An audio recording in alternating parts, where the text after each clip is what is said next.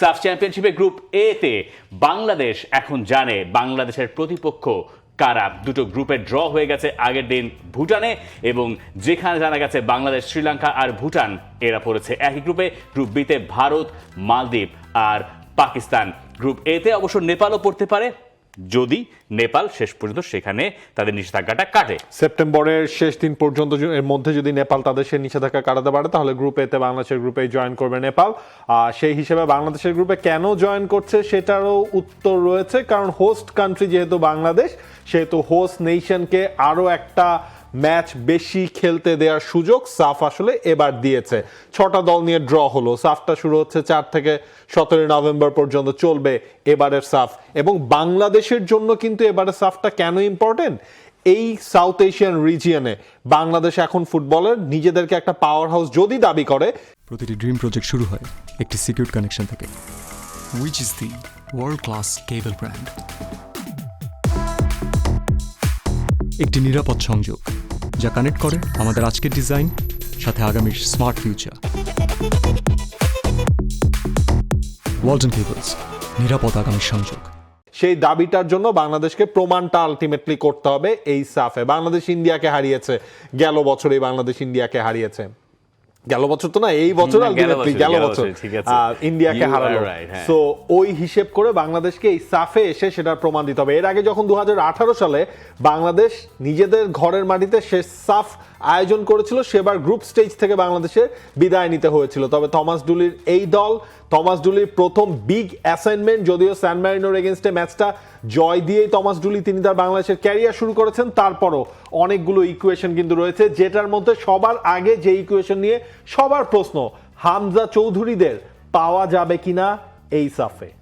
এবং সাফের যে টাইমিংটা, প্রথমত হচ্ছে বাংলাদেশের আসলে সুবিধা অসুবিধা কি হলো, বাংলাদেশের লক্ষ্য কি থাকবে। আমরা সাফ নিয়ে হাইপড, খুব স্বাভাবিক, আমরা চাই বাংলাদেশ সাফটা জিতুক, কারণ বাংলাদেশের জন্য ওই স্টেটমেন্টটা দেওয়া প্রয়োজন। একটা শিরোপা জিতলে পরে বাংলাদেশের জন্য দেখা ভালো যে না ঠিক আছে, দেখতে ভালো লাগে যে আমাদের একটা শিরোপা আছে বাংলাদেশের, সাফ চ্যাম্পিয়নশিপ, যেটার জন্য এত বেশি হাইপ বলতে পারেন। কিন্তু বাংলাদেশ সাফ শুরুর আগেই দু একটা জায়গায় বোধহয় একটু পিছিয়ে গেছে। পিছিয়ে গেছে কি করে, যে প্রথমে আমরা শুনছিলাম সাফ হওয়ার কথা ছিল সেপ্টেম্বরের উইন্ডোতে, মানে সেপ্টেম্বর, অক্টোবর, মার্চ করে যে উইন্ডোটা আমরা এবার পাচ্ছি, সেই উইন্ডোটা যদি বাংলাদেশকে আসলে খুঁজে পাওয়া যেত বা সেখানে যদি সাফটা আসলে বাংলাদেশে হতো, তাহলে সেই ক্ষেত্রে বাংলাদেশ হামজা চৌধুরীর পাওয়াটা আরো বেশি ইজিয়ার হতো। যে না ঠিক আছে, হামজাকে আমরা পুরোটা সময়ের জন্য পাচ্ছি সাফের শুরু থেকে শেষ পর্যন্ত। শুধুমাত্র হামজা না, হয়তো ফারহান, যিনি এখনো তার ন্যাশনাল টিমে ডেবিউ হয় নাই, অপেক্ষায় তিনি রয়েছেন, আমরা সেটা ধারণা করতে পারি, এটা হয়তো হতো, কিন্তু সেটা শেষ পর্যন্ত হয় নাই। পরে যখন এটা নভেম্বরের শিফট হলো, তখন নভেম্বরের প্রথম যে 5 দিনের মতো, মানে 4 থেকে 9 তারিখ পর্যন্ত,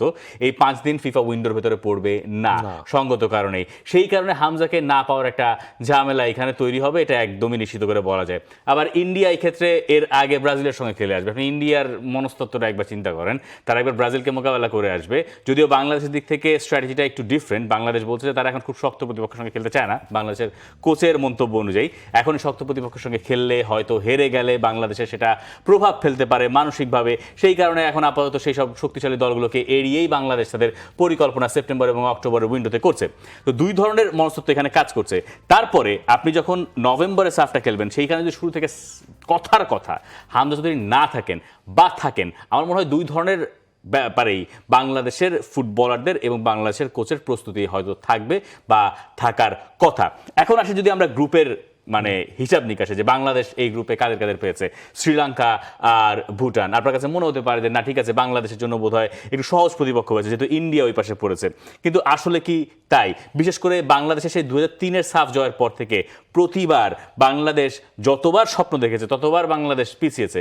বাংলাদেশ এমন এমন জায়গা থেকে সাফে গ্রুপ স্টেজ থেকে বাদ পড়েছে বা ফাইনাল খেলতে পারে নাই, সেগুলো এখন শুনলে হয়তো নাটকের কথা মনে হতে পারে, কিন্তু আসলে তো বাংলাদেশ বহু রকম ফেভারেবল পজিশন থেকেও বাংলাদেশ সেখানে ফাইনাল খেলতে পারে নাই সাফের। আপনি 2018 সাফের কথাই চিন্তা করেন, আজ শেষবার যখন ঢাকা স্টেডিয়ামে সেই ম্যাচ হলো, বাংলাদেশ লাস্ট ম্যাচ ডেতে হচ্ছে গিয়ে যে সেখান থেকে বাংলাদেশের বিদায় হলো। পাকিস্তানও ছিল হচ্ছে ওই গ্রুপটার মধ্যে, ওইটাও একটা আনএক্সপেক্টেড রেজাল্ট ছিল ওই জায়গাটার মধ্যে। এবং শ্রীলঙ্কা ভুটান থাকার পরেও এই গ্রুপটাকে আপনার কেন ইজি বলা যাবে না, কারণ শ্রীলঙ্কা টিমটার ওপর যদি আপনি পার্টিকুলারলি দেখেন, এই শ্রীলঙ্কা টিমের কেবলমাত্র সুজন পেরেরা তাদের গোলকিপার, তিনি ছাড়া বাকি 10 জনেই হচ্ছে বাইরের দেশের জন্ম তাদের শ্রীলঙ্কান কানেকশন থাকলেও বাইরের দেশে বড় হয়ে ওঠা বা প্রবাসী ফুটবলার যেটাকে বলা হয় সেই ফুটবলার, অর্থাৎ শ্রীলঙ্কা কিন্তু এখানে একটা টাফেস্ট চ্যালেঞ্জ বাংলাদেশকে উপহার দেবে সেটা বলাই যায়। যদিও রিসেন্ট টাইমসের যে ম্যাচগুলো বাংলাদেশ শ্রীলঙ্কার সাথে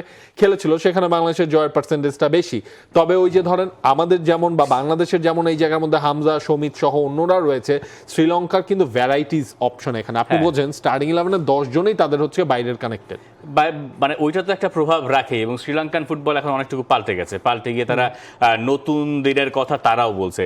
মানে আমরা হয়তো বাংলাদেশ থেকে বাংলাদেশের কথাটাই খুব বেশি শুনি, কিন্তু শ্রীলঙ্কাতেও প্রায় একই রকম একটা আলোড়ন আছে তাদের ফুটবলটা ঘিরে। এবং সেখান থেকে শ্রীলঙ্কা চেষ্টা করবে যে এই গ্রুপের অ্যাটলিস্ট মানে বাংলাদেশের সঙ্গে ভুটান মানে একই রকম। ভুটানকে আপনি গতবার হারাতে পেরেছেন ঠিক আছে, কিন্তু ভুটানের কাছে আপনি 2024 সালে আবার হেরেছেন, যদি সেটা হামজা আসার আগে। এই যে ভুটান শ্রীলঙ্কা এদেরকে আপনি খুব খাটো করে দেখবেন, বা আপনি চিন্তা করবেন আপনার ঘরের মাঠে টুর্নামেন্ট আর আপনি খুব অবলীলায় আসলে পরের রাউন্ডে বা সেমিফাইনালে উঠে যাবেন, এইরকম সুযোগ আসলে বাংলাদেশের সামনে আবার আপনার এই গ্রুপটার মধ্যে যখন নেপালও অ্যাড হবে, নেপালকেও যে আপনি বলে কয়ে হারিয়ে দেন তেমনও কিন্তু না, আপনি হামজা সহ নেপালকে হারাতে পারেন নাই। এক্স্যাক্টলি। সো ওই জায়গাটার মধ্যে বাংলাদেশের ইকুয়েশন অনেক যদি এবং কিন্তুর ওপরেই থাকছে। তবে ওই হামজা, স্পেশালি হামজা চৌধুরীর কথাই যদি আমরা বলি, হামজাকে যদি 4 থেকে 9 পর্যন্ত আপনি নাই পান, হামজাকে আসার পর ওর ট্রাভেল টাইম হিসেব করে আপনি ধরতেই পারেন বাংলাদেশ যদি সাফের নেক্সট স্টেজ পর্যন্ত থ্রু না করতে পারে বা থ্রু করে, তখন নেক্সট স্টেজের আগে আপনি হামজাকে পাবেন না, যদি না আপনি লেস্টার সিটিকে ম্যানেজ করতে পারেন। বাট লেস্টার সিটিকে ম্যানেজ করাটাও মানে পিক টাইম তো ওই সময় আপনার একদম সিজনের শুরুর টাইমটা, ওটাও আপনি পাবেন না, এটা ধরেই নেওয়া যায়। আবার ধরেন আমরা এখন রয়েছি অগাস্ট মাসের একদম শুরুতে, আমরা জানিও না যে হামজা চৌধুরীকে ম্যানেজ করতে হবে আসলে কোন জায়গায়, মানে সেটা কি আসলেই লেস্টার সিটি নাকি অন্য কিছু। এমনও তো হতে পারে যে না অন্য কিছু, সেরকম একটা মানে বার্তাও তো অনেক জায়গায় আপনি পাবেন, যেহেতু ট্রান্সফার উইন্ডো এখন ওপেন আছে। কাল রাতে হামজা চৌধুরী দল লেস্টার সিটির ফ্রেন্ডলি ম্যাচ ছিল, যেখানে খেলেন নাই, দে রসির জেনুয়ারি এগেইনস্টে তারা খেলেছে, ম্যাচটায় তারা হেরেছে, কিন্তু শেষ পর্যন্ত হামজা আসলে লেস্টার সিটি থাকছেন কি থাকছেন না সেটা ধোঁয়াশার ভেতরেই রয়ে গেছে। এখন সাফ আর বাংলাদেশ এই আলোচনায় আমরা বোধহয় শুরুর দিকে একটু অনেকে এই আলোচনা শুনে আশাহত হতেও পারেন, কিন্তু আড়ম্বরটা তো এরকম যে না বাংলাদেশ সাফ জিতবে বা বাংলাদেশ সাফ জিততে চায় এবং বাংলাদেশের এই টিম নিয়ে সাফ জেতা উচিত। দেখেন এইটা নিয়ে মানে কোনো ধরনের কোনো আর্গুমেন্ট থাকারও কথা না। আমরা এখনো শিখছি লেভেল থেকে বাংলাদেশের এই সাফে বেরোতে হবে।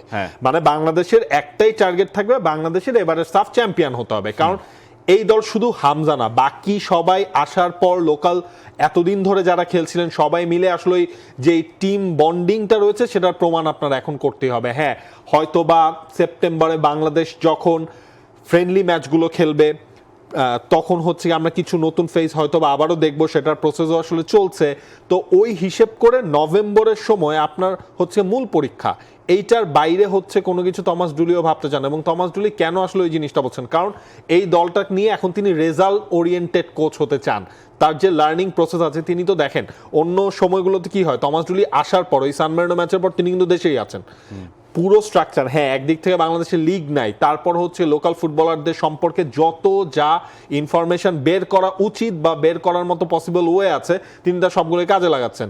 সো ওই হিসেবটা কোচের দিক থেকেও আসবে, রেজাল্ট বের করে আনা, ফুটবলারদেরও ওই মেন্টালিটিটা রাখতে হবে। কারণ গত বছরের জুনে মনে আছে বাংলাদেশ যখন সিঙ্গাপুরের এগেনস্টে ম্যাচটা খেললো, কি ক্রেজটা উঠলো। বাংলাদেশ যখন ইন্ডিয়ার এগেনস্টে ম্যাচটা খেললো তখন হচ্ছে হোল কান্ট্রির ফুটবলের মানে সিস্টেমটা কিন্তু পাল্টে গিয়েছিল। সেই পাল্টে যাওয়া সিস্টেমের সবচেয়ে বড় পরীক্ষাটা এবার বাংলাদেশের সাফে এই বছরের নভেম্বরে। ভালো একটা জিনিস যে বাংলাদেশ হোস্ট, বাংলাদেশ এর পরেও মানে 2003-এ সাফ জেতার পরেও দুবার হোস্ট হয়েছে, কিন্তু তাতে আসলে লাভ হয় নাই। আমি জানি যে বাংলাদেশ প্রবল আগ্রহে থাকবে যে সাফ যদি আরেকবার জেতা যায়, কিন্তু সাফ জয়টাকে এত বেশি গুরুত্ব না দিয়ে আমার মনে হয় বাংলাদেশের এখন উচিত পরের সাইকেলে মানে 2030-এর যে বিশ্বকাপ বাছাই পর্ব আছে সেই বাছাই পর্ব তার আগের যে পরিকল্পনা সেই দিকে আমার মনে হয় বাংলাদেশের নজরটা একই সঙ্গে থাকবে। তবে সাফটাও যেটা হয়তো বাংলাদেশের জন্য একই রকম জরুরি, কিন্তু এটার উপরেই বাংলাদেশের সবকিছু নির্ভর করছে, এটা আমি পার্সোনালি বিশ্বাস করি না। আপনি যদি বিশ্বাস করেন আমাকে কমেন্ট সেকশনে জানাতে পারেন। For more updates, subscribe to our YouTube channel and click on the bell icon. Follow us on Facebook and Instagram.